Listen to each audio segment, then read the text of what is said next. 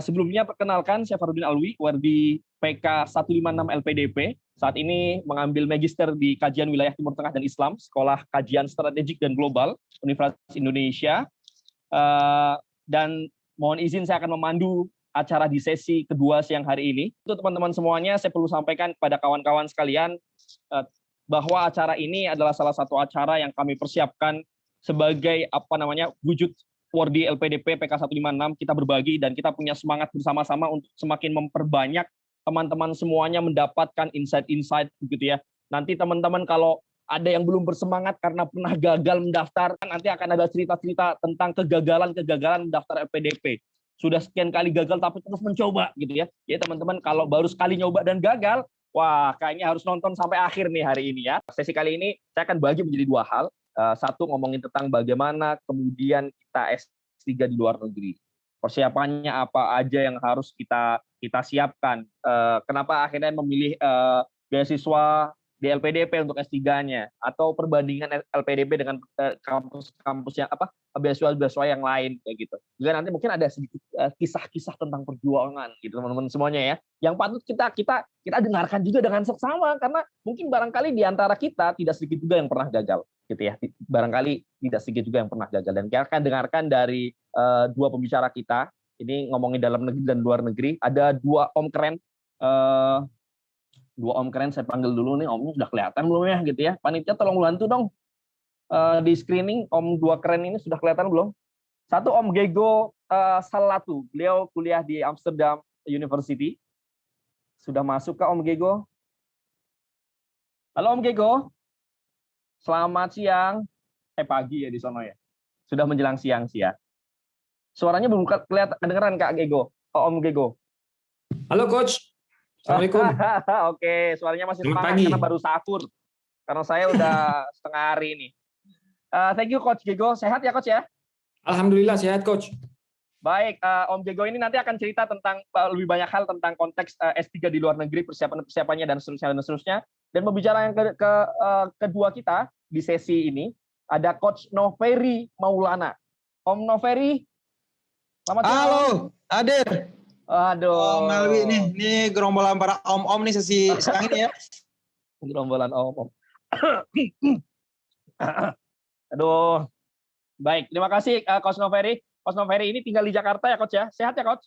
Yap, alhamdulillah sehat. Puasa sedang menantang. Baik, kalau nanti Om Gego akan cerita tentang bagaimana persiapan S3 di luar negeri, tantangannya apa saja. Nanti Coach Noveri, Om Noveri ini akan memperdalam, melengkapi di bagian kalau dalam negeri seperti apa, keuntungannya apa, kenapa milih dalam negeri, dan seterusnya. Baik, 20 menit sampai 30 menit ke depan kita akan diskusi tentang S3, tapi sebelumnya kita dengarkan dulu Coach Gego Salatu akan memaparkan kepada kita sekalian tentang persiapan menuju ke S3. Tapi saya akan membacakan sedikit tentang beliau ya, teman-teman semuanya. Beliau ini Coach Gego Salatu ini sekarang berkuliah di Amsterdam Institute for Social Science Research di Departemen Antropologi, University of Amsterdam. Kalau ngomongin tentang aktivitas beliau luar biasa. Beliau sekarang aktivitas dosen di Universitas Hasanuddin ya di Makassar. Kemudian masih aktif juga, aktif citizen facilitator di British Council.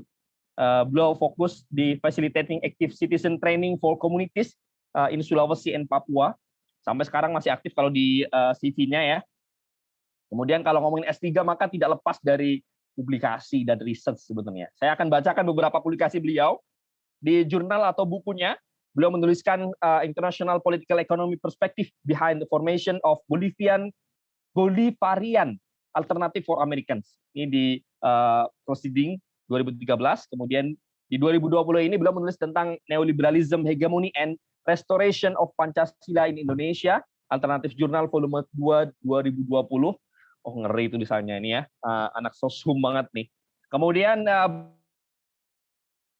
beliau juga sering menulis di newspaper atau magazine, di Merdeka exclamation or question marks di Tribun Daily Newspaper 2010, People in Democracy World, Tribun News Daily Newspaper 2010, dan It's Time for Knowledge Sector 2010.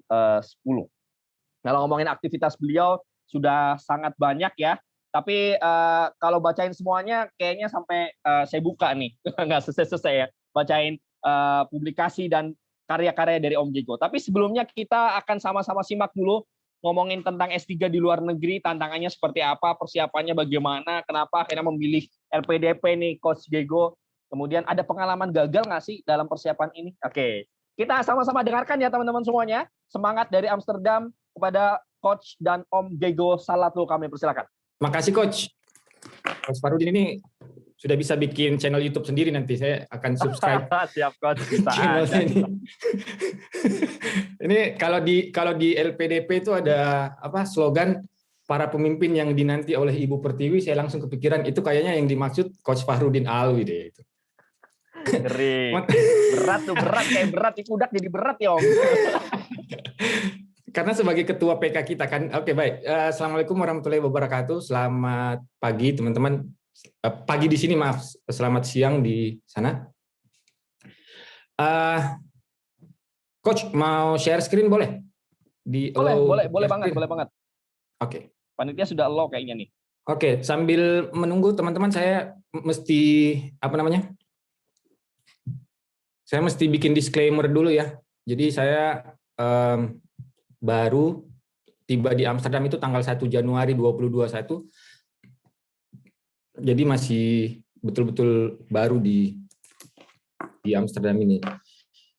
Kemudian saya selalu merasa bahwa saya masuk ke sini itu alhamdulillah di University of Amsterdam itu ada beberapa jalur penerimaan ya, sama seperti di universitas manapun dia punya beberapa jalur penerimaan. Nah, saya lolosnya alhamdulillah lewat jalur penerimaan ini, jalur keberuntungan gitu. Alhamdulillah saya satu-satunya yang mendaftar di situ dan lulus gitu. Alhamdulillah.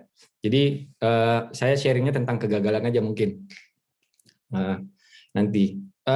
Kemudian Coach, mohon maaf saya tidak terlalu banyak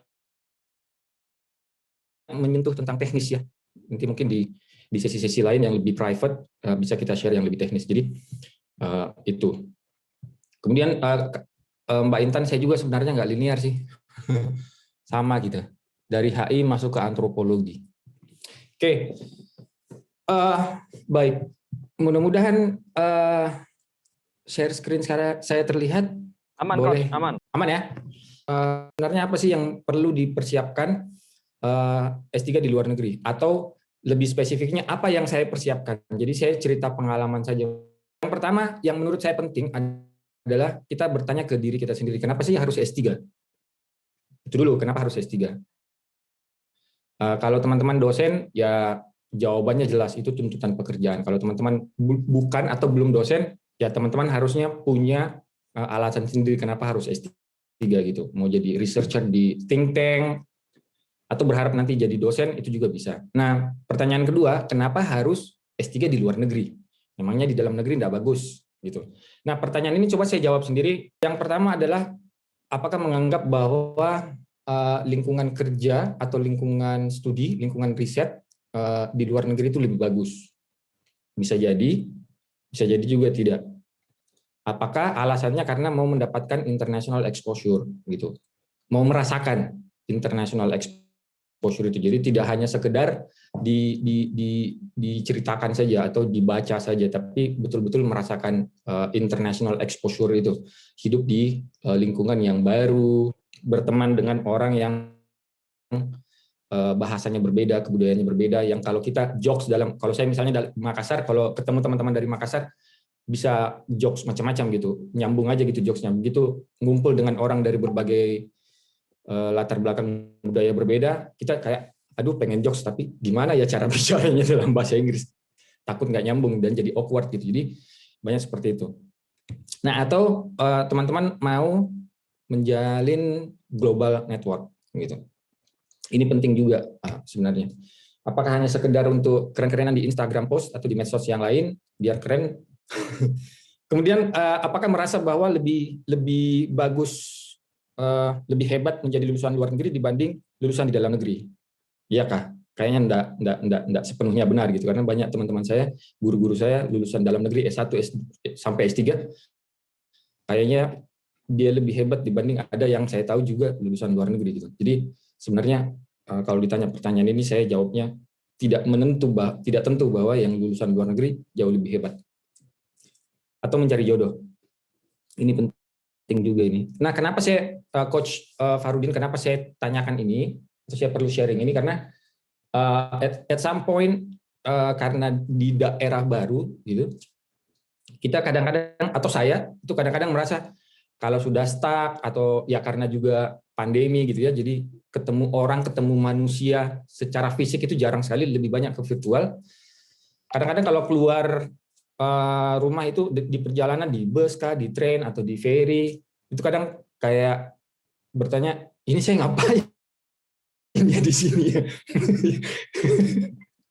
Jadi kalau pertanyaan-pertanyaan ini bisa kita jawab, itu kita balik lagi. Oh, saya ada di sini karena saya mau, karena saya dosen, saya harus, ini tuntutan pekerjaan saya, atau saya mau mendapatkan global network karena itu menunjang karir saya sebagai dosen atau sebagai peneliti gitu. Jadi ini hal-hal yang penting untuk kita tanyakan. Kemudian yang kedua, kalau memilih universitas di Eropa, ini standar sih. Sebenarnya bisa dinonton di YouTube, bisa dibaca di mana saja. Hampir semua orang juga kalau sharing tentang ini pasti mengatakan hal yang sama dengan yang apa yang saya sampaikan gitu. Yang pertama, lihat rankingnya. Nah, ranking ini kalau bisa jangan pasti pilih yang rankingnya bagus gitu. Meskipun ranking ini tidak menjamin kualitas ya, tapi minimal itu sebagai batu lompatan yang pertama untuk mencari tahu tentang universitasnya. Lihat rankingnya, jangan universitasnya tapi departemennya atau jurusannya, karena kayak di sini misalnya di UvA, University of Amsterdam, UvA itu urutan 60 sekian dunia, tapi di departemen saya itu nomor 4 di Eropa, 16 dunia, nomor 1 di Belanda. Jadi seperti itu. Nah, ini juga penting untuk teman-teman tahu, karena saya berharap teman-teman bisa lolos wawancara. Di wawancara itu saya ditanyakan, kenapa memilih University of Amsterdam? Salah satu jawabannya adalah, saya tahu bahwa University of Amsterdam itu urutan sekian di Eropa, di dunia, departemen saya itu urutan. Artinya pewawancaranya tahu bahwa, oh ini anak tahu universitas yang dia tuju, bukan hanya sekedar ya karena nyantolnya di situ. Meskipun the fact is, ya saya ngirim beberapa research proposal ke banyak sekali calon supervisor, ya nyantolnya di situ. Itu, tapi kan tidak mungkin kita bilang seperti itu. Kemudian yang kedua, teman-teman bisa kontak fakulti expert, calon supervisor, dosen yang ekspertisnya relevan dengan topik riset teman-teman. Ini caranya banyak, bisa langsung masuk ke website universitasnya, scroll, cari dosen yang profil dosennya, dan cari yang kira-kira relevan, yang tertarik, yang mungkin tertarik dengan research proposal kita. Atau juga ini kasus saya sebenarnya juga, rekomendasi dari teman yang sudah kuliah di Eropa. Jadi kalau ada teman yang kuliah di Eropa, yang satu jurusan, satu fakultas, yang kira-kira bisa kita anggap, kayaknya dia punya kenalan dosen yang bisa saya approach gitu. Nah, karena dosen atau supervisornya akan membuat kita sedikit lebih spesial dibanding yang lain, daripada orang yang kirim nggak jelas, dia nggak tahu siapa. Nah, kalau direkomendasikan sama teman-teman, Prof, nanti kirim research proposalnya, dicek namanya ini nih. Nah, akhirnya diperhatikan email saya dibaca, akhirnya sampailah dari sini. Nah, kemudian kalau lolos wawancara, amin. Saya yakin semua di sini lolos wawancara. Orang seperti saya aja bisa lolos sampai wawancara, masa teman-teman nggak bisa? Yakinkan LPDP bahwa knowledge claim dari riset kita penting bagi Indonesia. Itu pasti riset, bukan coursework lagi kayak S2. S2 kan mungkin bisa milih ya, ada coursework, ada riset. Kalau S3 pasti riset. Jadi research proposal adalah batu loncatan pertama, itu yang teman-teman harus bikin dulu. Nah, kalau lolos LPDP, jadi kan kita bicara tentang LPDP dulu nih, supaya bisa sekolah. LPDP dulu yang perlu kita yakinkan. Yakinkan bahwa knowledge claim riset kita penting bagi Indonesia. Gitu. Kalau kasus saya alhamdulillah waktu itu berhasil meyakinkan bahwa riset saya tentang pariwisata di Wakatobi itu dibutuhkan oleh Indonesia, karena Indonesia sementara mengembangkan another 10 Bali, 10 Bali yang lain. Bali sudah sangat-sangat penuh, sesak. Untuk mengatasi itu, pemerintah Indonesia mengembangkan 10 Bali yang lain. Wakatobi salah satunya. Nah, kita perlu studi tentang daerah pengembangan wisata agar tidak terjadi atau meminimalisir dampak-dampak mass tourism seperti yang dialami oleh Bali sekarang gitu. Nah, seperti itulah. Jadi knowledge claim, pengetahuan apa yang mau dihasilkan dari research proposal kita. Meskipun research proposal kita begitu datang ke sini itu akan didalami lagi, dikembangkan lagi gitu. Nah, berikutnya adalah ikuti format riset proposal dari universitas yang dituju. Ini penting. Harusnya sih ada di websitenya research proposalnya formatnya seperti apa. Ikuti itu. Atau untuk kasus saya sesuai permintaan calon supervisor. Waktu itu calon supervisor saya bilang, tolong research proposalnya jangan lebih dari 3 halaman. Alhamdulillah itu. Padahal saya sudah kepikiran 15 halaman gitu. Ternyata dimintanya cuma 3 halaman. Saya press 3 halaman dan alhamdulillah mereka cocok. Karena ini sempat ditanyakan juga sama pewawancara LPDP. Pak, ini research proposalnya kok cuma 3 halaman. Jawaban saya sesederhana bahwa itu permintaan calon supervisor saya. Untungnya salah satu pewawancara itu adalah lulusan Belanda. Dia langsung bilang, oh ini Dutch style banget Pak. Oh gitu ya Pak ya. Saya nggak tahu. Saya belum lulusan sana. Saya cuma diminta ini. Iya, ini benar. Ini seperti ini gaya orang-orang di Belanda. Dia pengennya singkat. Next, ini juga penting, teman-teman. Ini kasus saya ikut di Erasmus. Erasmus waktu itu membuat program pre-departure training. Jadi di situ riset proposal kita dihajar kiri kanan sama dosen-dosen dari beberapa universitas dari Belanda, dan selama 4 hari itu dihajar habis-habisan, dihantam kiri kanan, dicari weak points-nya, kemudian kita perbaiki, kita kuatkan. Hari keempat kita presentasi, alhamdulillah saya pribadi merasa lebih firm, lebih settle. Oh, research proposal saya udah fix ini. Ini pertanyaan penelitiannya, ini metodenya dan seterusnya.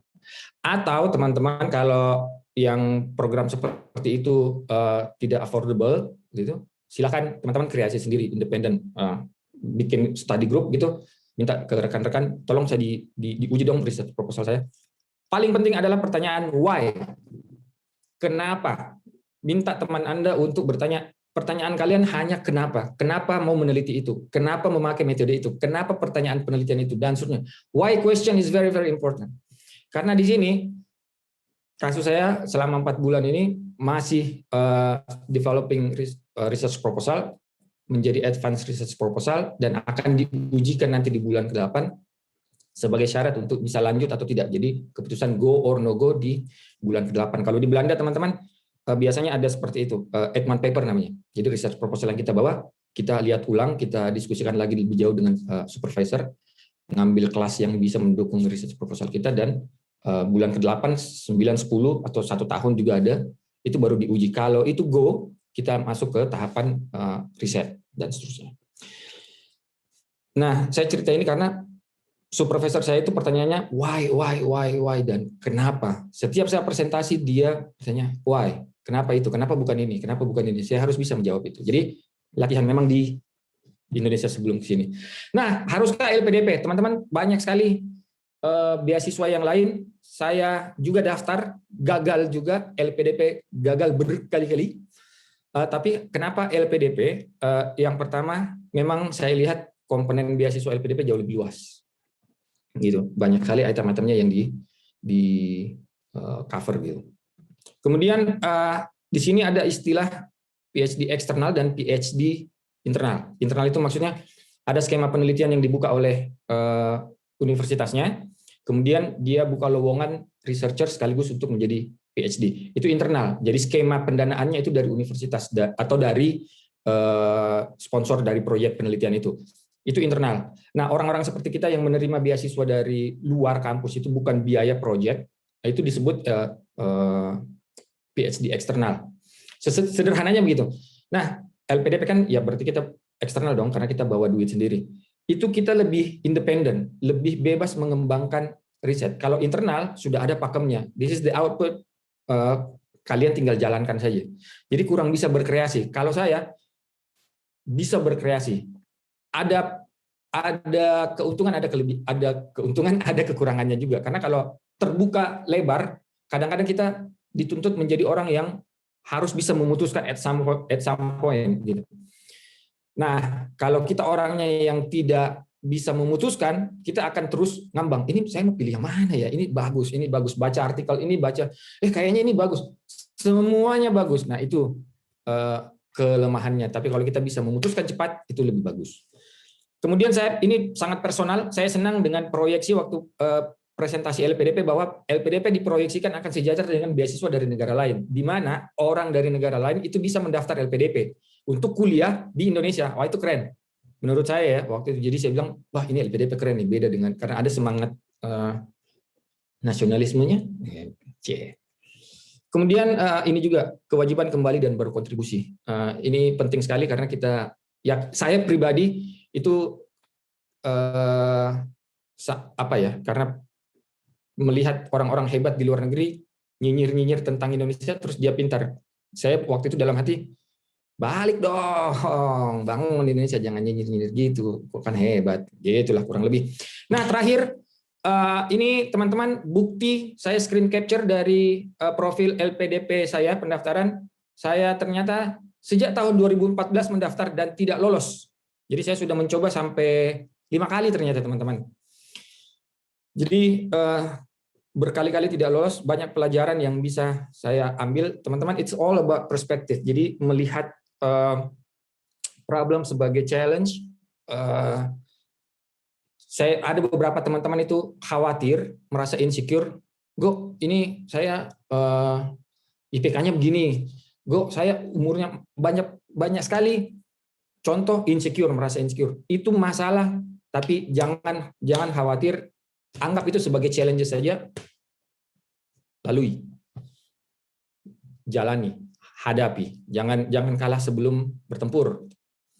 Kemudian ya ini dia failures sama dengan lessons. Jadi dari pengalaman gagal saya ini saya ambil banyak pelajaran. Ya satu yang bisa saya share yang sangat memalukan sebenarnya adalah waktu gagal karena salah satu dokumen berkas saya itu yang di buklet itu ditulis surat keterangan bebas TB dari dokter. Terus saya urus itu, saya dapat hasil labnya, di situ kan sudah dibilang di hasil labnya bebas TB. Saya merasa itu sudah cukup. Ternyata yang dibutuhkan adalah surat keterangan dokter, bukan hasil lab. Jadi teman-teman ikra, bacalah di buklet itu sebenarnya sudah jelas. Lakukan apa seperti yang disuruhkan oleh buklet itu. Contoh saya itu tadi mudah-mudahan bisa. Kemudian appreciate yourself in every step of the way. Teman-teman, saya sejak tahun 2000 sebenarnya lebih awal dibanding ini. Banyak sekali sejak jadi dosen 2008 banyak sekali mendaftar, gagal semua. Itu anggap saja bahwa kegagalan itu mungkin ada hikmah di balik itu. Contoh misalnya ya, ternyata karena gagal ini daftar hampir tiap tahun itu akhirnya saya jadi berteman dengan seorang dokter di tempat saya biasa mengambil surat keterangan sehat dan seterusnya itu bertahun-tahun sampai dia kenal saya dan kita berteman gitu. Sampai satu saat dia bilang, wah jangan nyerah ya Pak ya. Ini sudah bertahun-tahun. Dok, saya bilang, dok, satu saat saya akan datang ke sini bukan untuk urus surat keterangan, tapi untuk membawa berita bahwa dok, saya lulus gitu. Dan akhirnya itu yang terjadi. Begitu saya datang ke sana, ikut ngantri karena pasiennya banyak kan, saya datang, terus pas saya masuk, halo Pak, daftar di mana lagi? Dok, alhamdulillah saya datang bawa kabar baik, saya sudah lulus. Wah dia, alhamdulillah gitu. Akhirnya ngobrol, kasih wejangan, kasih gini. Wah Pak, luar biasa ya gini-gini. Jadi itu perjalanan spiritual mungkin ya, bukan religius. Perjalanan spiritual yang wow, saya jadi berteman dengan seorang dokter, saya bisa kerja di beberapa tempat dan membawa saya keliling Indonesia Timur yang membuat saya jatuh cinta dengan Indonesia Timur sekarang dan seterusnya. Jadi seperti itu teman-teman. Terakhir tulisan ini sebenarnya dikasih ke saya oleh Butet Manurung. Waktu itu saya ketemu Butet Manurung, beli bukunya, dia ada, saya bilang, Butet, tuliskan kata-kata yang bisa memotivasi saya. Saya ini dosen, tapi saya malu mengaku sebagai dosen di hadapanmu, karena kau ikon pendidikan Indonesia. Dan dia menuliskan ini di bukunya, buat Gego, kapal yang hanya berlabuh di dermaga, memang lebih aman dari terjangan badai, tapi bukan untuk itu kapal dibuat. Begitu mungkin, Coach, terima kasih banyak. Assalamualaikum warahmatullahi wabarakatuh. Waalaikumsalam warahmatullahi wabarakatuh. Luar biasa teman-teman semuanya ya. Apa yang disampaikan oleh Coach dan Kom Gego inspiratif sekali gitu ya, perjuangan berapa kali tadi Coach? 5 kali ya. 5 kali Itu cerita inspiratif atau cerita memalukan ya, gagal berkali-kali itu ya. Bingung saya. Coach, silahkan coach yang interpretasi. Saya malu sih sebenarnya. Inspiratif sekali ya. Barangkali dalam proses kegagalan keempat ada rasa-rasa, aduh udah 4 kali, udahlah taubatlah gitu ya. Atau itu luar biasa teman-teman. Kita nanti akan gali banyak ya dari Om Diego ya. Tentu jadi hal yang luar biasa dan menginspirasi kita semuanya. Teman-teman kalau mungkin gagalnya baru sekali, gagalnya 2 kali, ini beliau pantang arang ya. Jadi kalau semangatnya baru 5%, 10% gitu ya, itu masih kalah sama Om Diego. Jadi teman-teman semuanya tadi Om Diego menjelaskan banyak hal ya, mulai dari yang pertama kenapa akhirnya memilih luar negeri dan seterusnya, dan di akhir beliau tutup dengan kata-kata semangat yang luar biasa gitu ya. Beliau tutup dengan kisah inspiratif beliau dari kegagalan menuju keberhasilan. Tentu kalau kata orang-orang di sana ya, ada quotes yang juga saya tertohok dengan itu ya. Kenikmatan itu didapatkan setelah lelahnya berjuang gitu ya. Mungkin Coach Diego sekarang merasakan kenikmatan perjuangan lebih ya. Mungkin S3 juga nggak gampang ya. Tapi itu dirasakan setelah lelahnya berjuang gitu ya rasanya. Iya sih, betul Mas. Betul Coach. Oke. Baik teman-teman semuanya, save pertanyaannya. Nanti mungkin karena S3 rada-rada ini, kalau ternyata panitia nanti ada live question, kita boleh buka kalau ternyata boleh ya. Tapi silahkan di-save dulu pertanyaannya buat Om Tante dan Ibu-Ibu, Bapak-Bapak juga emak-emak yang siap-siap untuk daftar S3. Silahkan dicatat pertanyaannya. Teman-teman yang lagi S2 dan persiapan menuju ke S3 juga boleh juga ya. Ataupun lagi persiapan menuju S2, wah tapi kira-kira 3 tahun lagi, 4 tahun lagi, 5 tahun lagi saya mau daftar S3. Itu juga disiapkan juga pertanyaan ke Coach Diego pada siang hari ini. Baik, thank you Coach Diego. Dari Coach Diego, kita save pertanyaan kita, sesi diskusi kita. Kita akan simak pemaparan dari pembicara yang tidak kalah menarik dan keren, luar biasa. Coach Noferi Maulana. Om Noferi, sehat Om? Halo, selamat sore teman-teman semuanya. Selamat pagi Om Diego. Luar biasa ini. Luar biasa. Ya. Ini sih kalau dari mic-nya hawa-hawanya udah YouTuber banget nih, Coach Diego. Saya mau nyaingi Bos Alwi ini ya, karena kalau dengerin Bos Alwi ngomong itu kayak dengerin komentator bola gitu ya. Banyak tadi peserta juga semangat. Jadi kayak kita ini webinar tapi berasa kita lagi denger ini bola gitu ya. Mantap banget ini. Oke, baik teman-teman semuanya. Coach Noferi ini saya sampaikan bahwa beliau sekarang sudah menempuh PhD di Universitas Indonesia, Student in Management 2019 sampai target 2024 ya kalau di CV beliau. Master in Management PPM School of Management di Jakarta 2013 sampai 2015. Kalau ngomongin prestasi beliau, teman-teman silakan langsung cek IG-nya beliau gitu ya. Beliau aktif di berbagai hal, terutama memang banyak konteksnya tentang manajerial, kemudian public speaker, motivator, certified trainer, konsultan, apalagi certified lecturer, associate professor gitu ya. Apalagi Coach Noferi ya, beliau juga sedang merintis bisnis nih, sesi yang lain ya, merintis bisnis juga gitu ya. Anak 1 bentar lagi akan bertambah, kita doakan. Amin. Ya, kapan lagi kan nyerang senior gitu. Baik, Coach Noferi, waktu saya sampaikan ke Coach Noferi maksimal sekali 30 menit ke depan ya Coach ya. Oke, baik. Baik, silakan Coach Noferi. Baik. Terima kasih Pak Chief Alwi. Nah jadi teman-teman memang kami dari yang beragam yang tadi ya, om-om dan tante-tante di PK ini ada yang dede-dede juga ya. Nah ini dipimpin oleh anak muda yang luar biasa, dari Chief Alwi. Jadi kalau sesi siang ini sesi om-om, tapi yakin dan percayalah ini cuma wajah doang ya om-om, terutama Alwi gitu ya. Nah kalau usia sih masih muda ini ya. Kalau usia saya masih muda, tidak sama dengan Om Diego, itu om beneran gitu ya. Itu berbeda. Jadi ini yang berbeda. Jadi teman-teman ini hal menarik saya buka dengan seperti itu. Kenapa? Jangan lihat bahwa S3 tuh tunggu tua dulu atau apa. Saya usia baru 33 tahun. Sedang sedang S3. Insya Allah dalam 1 atau 2 tahun depan kalau lolos. Karena itu target saya yang saya target. Usia 35 tahun udah S3. Mudah-mudahan nanti 40 tahun di awal udah bisa ngejar profesor. Nah, mengejar ke situ kenapa teman-teman? Nah, inilah yang didasarkan sebelum kita mencari beasiswa, jalan hidup Anda akan seperti apa. Saya akan susah sekali dan mohon maaf kan mentorin teman-teman, kenapa? Karena kadang dia nggak tahu jalan hidupnya dia kayak gimana. Sama dengan materi Kak Intan tadi. You know you gitu kan ya. Nah, karena teman-teman S2 dan S3 itu nggak ada lagi salah jurusan. Salah jurusan di dede gemes doang yang baru lulus SMA. Baru kita nyebutnya salah jurusan gitu ya. Nah, kalau S2 itu nggak ada jurusan. Kalau Anda mau pindah jurusan, basisnya jelas. Tadi Intan bilang kan nggak linear sama S1 S2. Bisa kok gitu. Cuma dasarnya jelas. Bukan gara-gara lagi keren sekarang apa? Lagi keren sekarang nih Java. Wah, kita full stack. Oh, kita UI UX designer. Oh, ambil play itu juga. Lagi keren nih data scientist. Oh, ambil juga data scientist. Kuliah 2 minggu langsung pingsan gitu kan ya. Karena nggak pelajarin dulu data scientist apa gitu ya. Nah, teman-teman, yuk kita luruskan niat. Saya nggak akan bahas teknis karena bahas teknis sudah banyak banget. Ini bagiannya Mas Umar luar biasa karena orangnya teliti banget itu ya. Nah, Mas Umar, Badian itu berkas-berkas semua. Kalau teman-teman nanya berapa skor jangan tanya saya ya. Berapa tanya skor TOEFL tanya David, skor IELTS tanya dia. Nah, sekarang saya sesi sum up nih, sesi akhir saya. Saya ditugaskan oleh Chief Alwi ini sebagai apa ini? Ini sesi muhasabah katanya ya. Karena bagian akhir ini tolong dirangkum semua dan disadarkan lagi semua teman-teman luar sana, mencari beasiswa itu bukanlah suatu perkara yang setengah-setengah hati. Karena kita full niatnya. Kalau udah full niatnya, full jalannya teman-teman. Ya. Nah, saya nggak mau, saya mau cerita teman-teman. Saya daftar LPDP H-2 penutupan. Ya.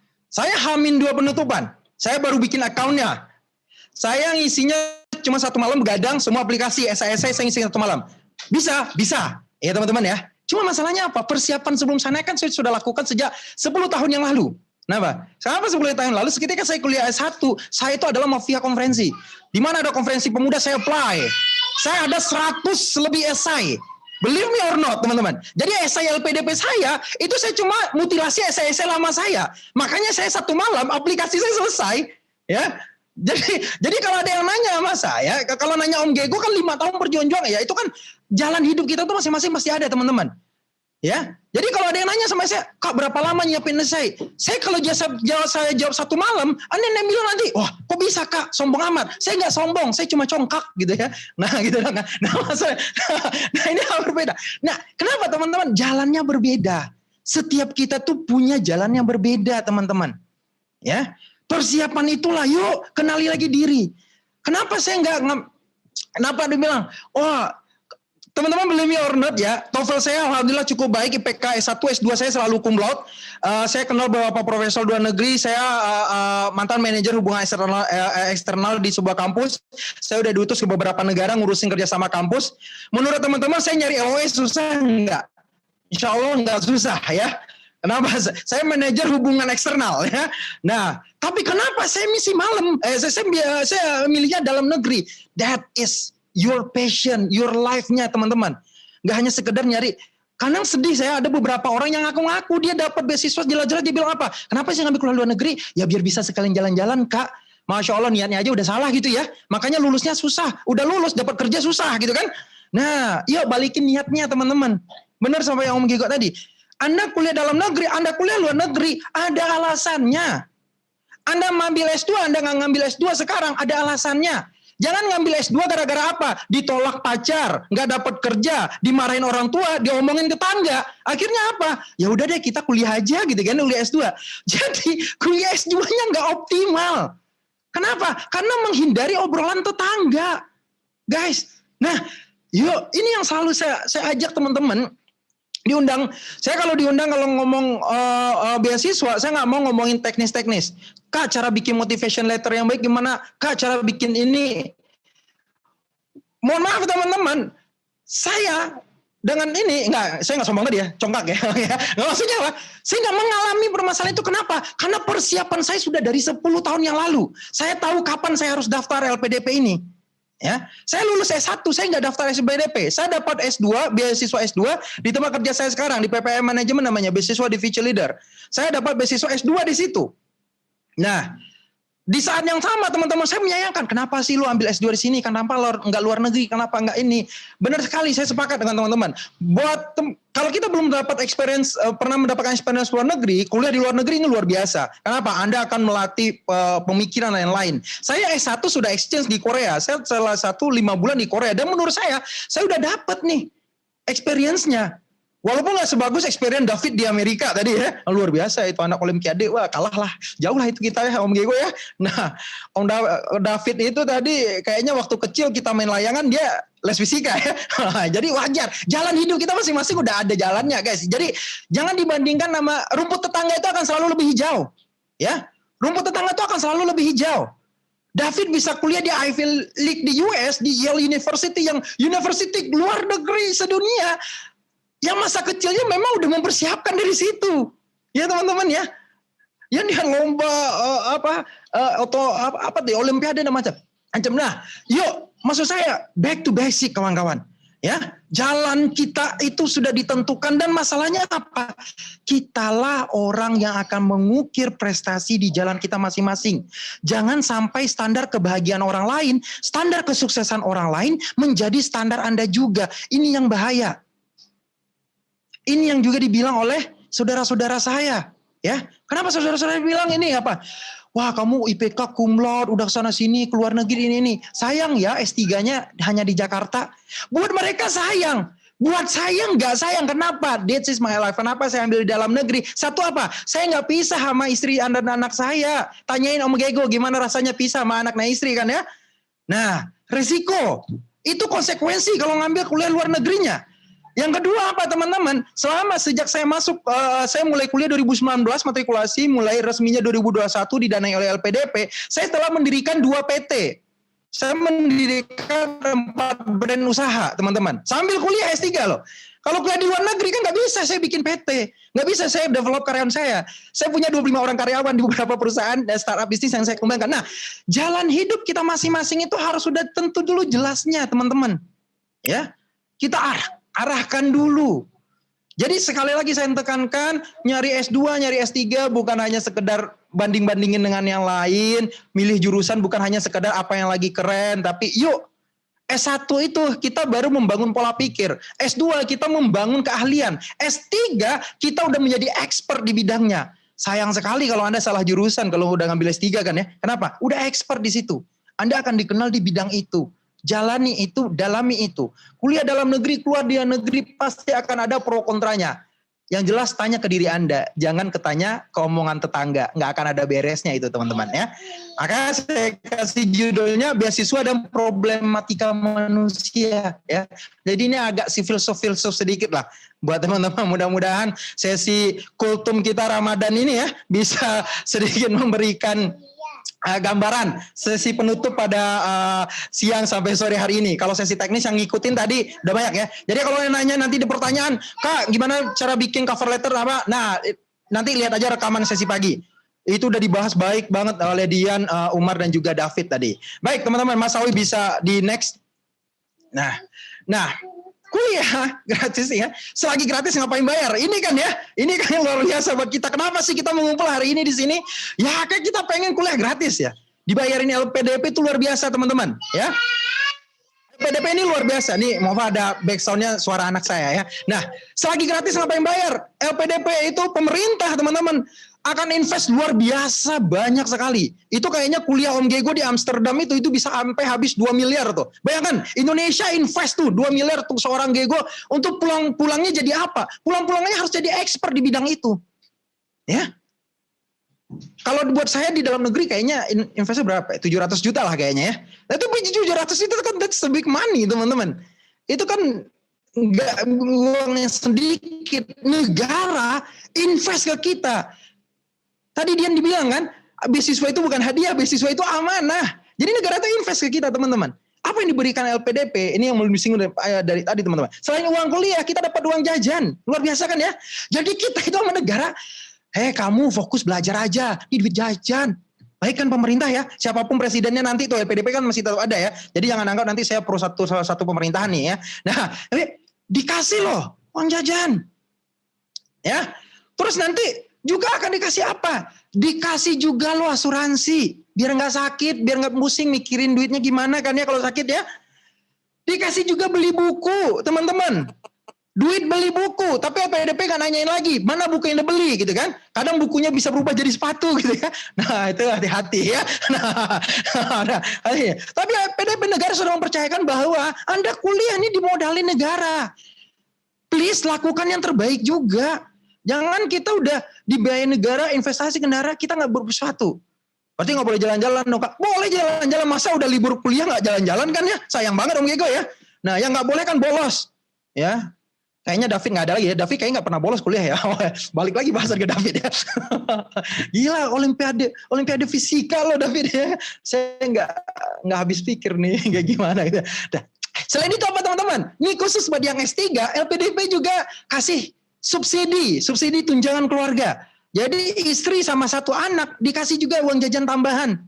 Nah, jadi kalau kuliahnya luar negeri nih anak S3 di LPDP ngasih juga kok. Nggak full sih ya, tapi membantu banget nih. Om Gego katanya rencananya akan ajak ya. Tapi setelah 1 tahun kuliah. Jadi pasti akan ada LDR dulu 1 tahun. Buat S2 mohon maaf nggak ada lagi. Mulai beberapa tahun yang lalu tidak ada lagi tunjangan keluarga ya. Jadi buat teman-teman S2 karena kuliahnya bentar 1 tahun aja. Kalau S3 kan kuliahnya 3-4 tahun tuh. Jadi ada aja uang tunjangan keluarga. Nah teman-teman gratis ya. Semuanya dikasih gratis. Tapi untuk mendapatkan sesuatu yang gratis itu butuh perjuangan dan pengorbanan. Kalau Anda nggak berjuang baca 4 buklet, itu bayangkan Anda akan dapat 2 miliar loh gitu ya. Tapi baca buklet pendaftarannya aja males gitu. Ya mohon maaf itu. Tanya lagi dirinya. Kira-kira saya pantas nggak ya dapat beasiswa? Gitu. Ya. Kita akan dikasih 700 juta buat yang di dalam negeri nih oleh negara investasi ke kita. Tapi kita nggak mau berjuang. Kenapa? Tesnya tanggal sekian kakak saya nikah. Wah, ada loh yang tes beasiswa kakaknya nikah berbarengan gitu ya. Dia galau mau datang nikahan atau datang tes beasiswa. Balik lagi tanya, jalan hidup Anda akan ada di mana? Teman-teman, saya tes masuk di UI, hari itu kakak perempuan saya yang udah mengidap kanker 2 tahun meninggal dunia. Bayangkan loh, saya akan tes, saya mendapat kabar kakak meninggal dunia. Dari sekian ratus orang yang tes masuk ke S3 UI, yang diterima cuma 5 orang. Alhamdulillah saya 1 dari 5 orang itu. Dengan saya mendapatkan informasi seperti itu, kakak saya meninggal loh, hari di mana saya tes SIMAK UI. Ya. Balik lagi bagaimana kita tadi being profesional nggak hanya di karir, di tempat kerja. Being profesional also ketika kita menjalankan hidup, teman-teman. When you run your life, you also being professional with your life. Ini yang menjadi tanya teman-teman. Dan kita harus bisa memilah itu, teman-teman.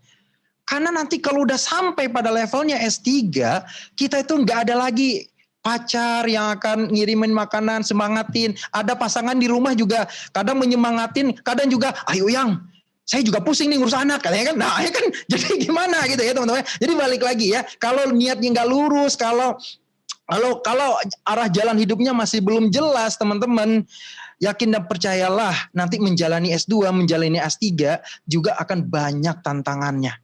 Ya. Nah, ini nanya deh, saya ngambil apa? Saya jalurnya Budi. Saya beasiswa dosen. Karena saya dosen juga di salah satu kampus swasta loh. Saya bukan PNS. Saya kampus swasta di Jakarta. Unggulan dosen.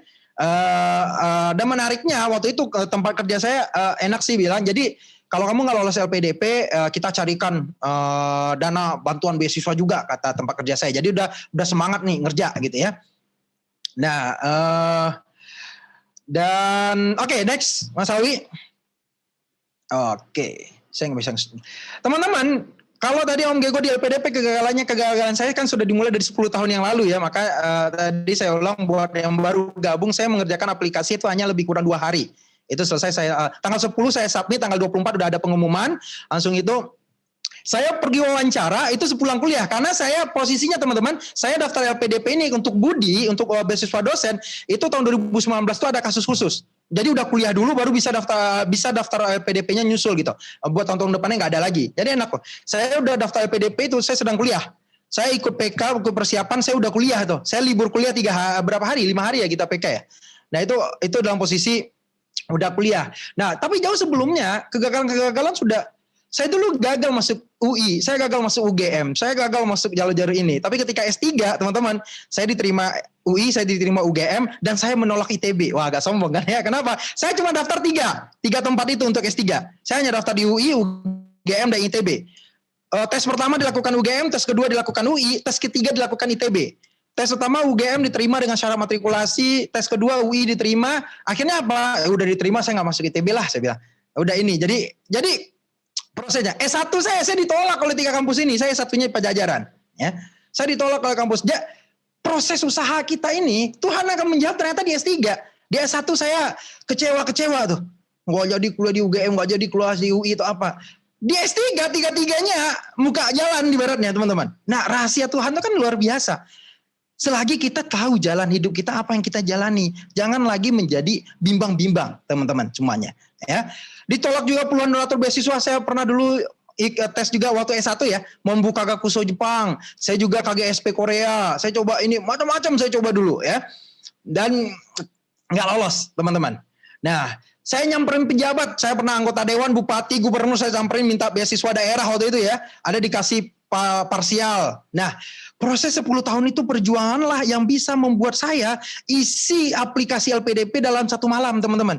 Jadi jangan tanya kalau nggak ada pernah persiapan atau apa, bisa nggak ya kayak saya ngisi juga berkas LPDP dalam 1 malam, itu namanya bunuh diri, teman-teman.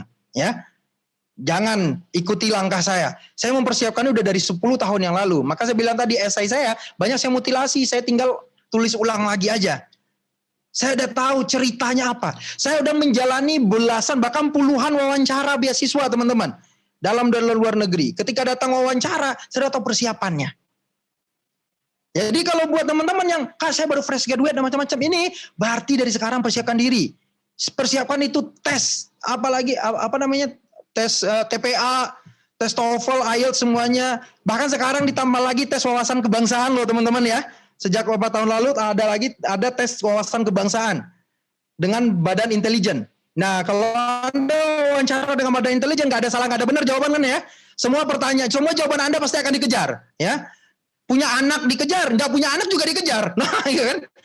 Kenapa Anda nggak punya anak? Ya susah Pak ya. Nggak ada jawabannya yang nggak ada kalau udah wawancara dengan intelijen ya. Jadi di LPDP sejak beberapa tahun lalu ada kerjasama juga dengan tes wawasan kebangsaan dan Nusantara juga, teman-teman. Paham radikalisme, paham ideologi, ini lagi. Bayangkan Mas Alwi yang kajian Timur Tengah nih, ngejawabnya juga pakai ayat-ayat ketika ditanya intelijen. Lolos kok gitu kan, dan nggak dituduh radikal kok gitu ya. Nah balik lagi, kita punya sesuatu yang kita pertahankan, itu yang kita perjuangkan di situ. Bukan kebimbangan. Tadi Mas David udah share juga cara membahasnya bagaimana. Next, Mas Alwi. Ya. Oke. Cari beasiswa nggak ada jalan pintas, teman-teman. Nggak ada jalan pintas. Ya, mau nonton berapa banyak YouTube pun kalau esainya nggak dikerjain nggak ada jalan pintas. Ya, mau baca berapa ratus blog orang yang cerita cara cepat sukses lolos LPDP. Masalahnya apa? Masyarakat kita ini seringkali diiming-imingi hidup dengan cara cepat. Ya, saya memberi webinar kewirausahaan selalu kalau judulnya adalah cara cepat dagangan laris, itu banyak banget pesertanya, ya kan? Nah, habis itu langsung saya bilang apa? Dagangan nggak akan laris kalau nggak ngerti ilmunya gitu ya. Nah, sama juga dengan beasiswa, teman-teman. Nggak ada cara cepat lolos LPDP. Saya yakin kalau kita bikin konten YouTube cara cepat lolos LPDP, itu 3 hari kayaknya subscribernya naik ya. Itu clickbait, ya kan? Itu clickbait doang. Karena sejatinya nggak ada cara cepat buat lolos beasiswa ini, teman-teman. Ya, prosesnya harus dijalani. Gak ada istilah orang dalam di LPK, di LPDP ya. Mau orang dalam juga nggak ada gitu. Artis sebesar Tasya aja juga ikut tes gitu ya. Disuruh main lumpur juga ketika dia tes gitu ya. Ketika dia PK gitu kan. Mau dia Yunda yang udah cantik, udah artis, udah pinter gitu ya. Tetap aja kok pakai kaos oblong ketika lari-lari keringatnya bau waktu PK kan. Nah, semua kita sama di mata LPDP, teman-teman. Jadi jangan Anda ngerasa spesial. Ya. Ini adalah tamparan yang penting saya berikan, karena ini saya melanjutkan tamparan dari Mas Umar tadi pagi ya. Nah, karena penting, karena banyak sekali yang datang tiba-tiba DM saya, chat saya, Kak, ada nggak Kak cara jitu, cara cepat, tips, kiat sukses? Kiat suksesnya nggak ada ya. Jadi harus dijalani prosesnya, teman-teman. Kalau Anda menjalani semua yang ada di panduan, semuanya udah diteliti dengan baik, yakin dan percayalah, itu 80% Anda telah tinggal melangkah. Masalahnya seringkali teman-teman, orang yang mendaftar beasiswa ini, dia nggak tahu masalahnya ada di mana. Dia nggak tahu kalau dia nggak tahu, itu yang bahaya. Dia nggak tahu kalau bikin surat rekomendasi itu gimana. Padahal kalau ketika dia googling surat rekomendasi, ada 1323 contoh template surat rekomendasi. Ya kan? Teman-teman, tinggal kita menyesuaikan. Yang mana yang harus kita paham. Terus ada lagi yang pertanyaan nanti misalnya ada yang tanya, wah Kak, kita mau nanti yang memberikan rekomendasi satu kampus atau beda ya? Coba sekarang kita buat logika. Kalau yang ngasih rekomendasi satu sekretaris jurusan, satu ketua jurusan, kira-kira rekomendasinya akan beda nggak? Nggak beda. Kenapa? Mereka melihat perspektif yang sama. Jawabannya apa? Oh, Farudin Alwi ini adalah mahasiswa yang rajin, ya kan? Paling yang ketua jurusan jawabnya, oh Farudin Alwi adalah mahasiswa yang pintar, ya kan? Tapi konteksnya dia jawab kan hanya sama-sama mahasiswa. Karena mereka kenal Anda dari mahasiswa. Jadi menurut saya teman-teman, itu adalah hal yang bukan membuat Anda bingung. Udah pasti jawaban logisnya bahwa apa? Carilah surat rekomendasi yang berbeda, dari pihak yang berbeda, dari orang yang berbeda, sehingga memang memastikan kapabilitas Anda. Kalau Anda daftar LPDP sebagai tokoh pemuda, maka carilah yang memberikan rekomendasi tokoh pemuda. Ya. Jangan Anda daftar LPDP dari jalur pesantren, carilah surat rekomendasi dari kiai. Kan meneguhkan. Jadi balik lagi, Anda sebagai apa mendaftar LPDP-nya? Ya. Jadi tidak ada jalan pintas, ini jadi sasaran kita, dan mudah-mudahan nanti bisa kita bahas di diskusi lebih lanjut, dan bisa kita kembangkan. Tadi ini ya, 1 S2 dan S3 perlukah? Balik lagi bagaimana teman-teman mencarinya. Ya. 2 menit lagi. Apakah kalau mau jadi dosen, kalau jadi dosen hukumnya wajib kalau S3 mah teman-teman ya. Kalau karirnya jadi dosen. Tapi kalau teman-teman mau daftar S3 jadi dosen, tapi Anda belum punya home base kampus buat ngajar, LPDP lemah akan memilih Anda, ya. Jadi cari home base dulu. Jadi dosen itu diakui bukan ngaku. Dua hal yang berbeda ya. Jadi dosen itu diakui bukan ngaku dosen. Anda pernah diajak buat jadi guest lecturer, itu belum dosen yang diakui. Baru Anda ngaku dosen kan ya. Pernah diajak orang ngajar. Yang akan jadi pertimbangan buat LPDP adalah kalau teman-teman memang sudah punya home base. Jadi cari home base dulu teman-teman. Kalau mau cari S3 dengan jalur dosen. Atau Anda menjadi S3 dengan jalur peneliti. Buktikan dulu bahwa Anda memang punya publikasi. Cari riset-riset yang memang Anda udah masuk Scopus. Q1, Q2, Q3, Q4. Itu akan menjadi modal ketika Anda bergaining dengan LPDP. Saya ini akan jadi peneliti, maka saya butuh S3. Ayo, biayain saya. Oh, bisa ngomong kayak gitu ya. Ya teman-teman. Selalu evidence based. Bukan hanya soal feature-nya apa. Ngomongin masa depan semua orang juga bisa. Tapi mau ngomongin bagaimana kita mencapai masa depan itu nggak semua orang bisa, teman-teman. Nah, bawa bukti-buktinya, bawa evidence-nya.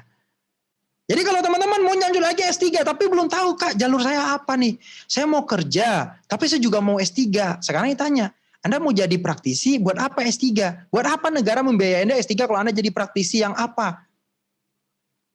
Jawab lagi, oh Kak, saya mau jadi praktisi yang ahli di perminyakan. Kenapa? Karena Pertamina itu butuh profesor di bidang ahli mencampur minyak-minyak apa gitulah ya, kalau ada alasan ya. Nah, itu Anda akan menjadi bargaining yang kuat ketika daftar S3.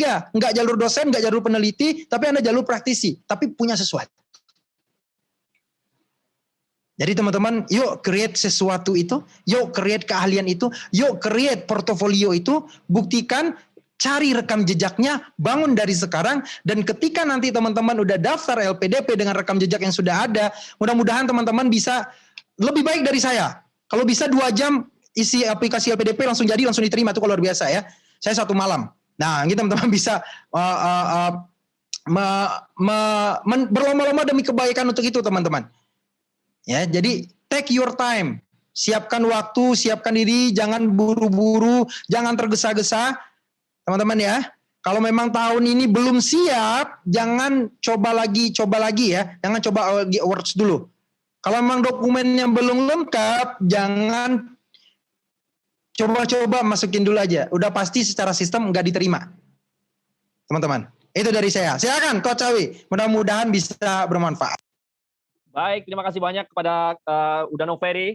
Coach Noferi Maulana yang sudah menyampaikan kepada kita tentang muhasabah muhasabah ya. Tentang hal yang disampaikan berkaitan dengan S3 di dalam negeri, apa saja tantangannya, kemudian bagaimana kemudian kita memastikan hal-hal yang menjadi fundamental itu penting dan kita penuhi ya.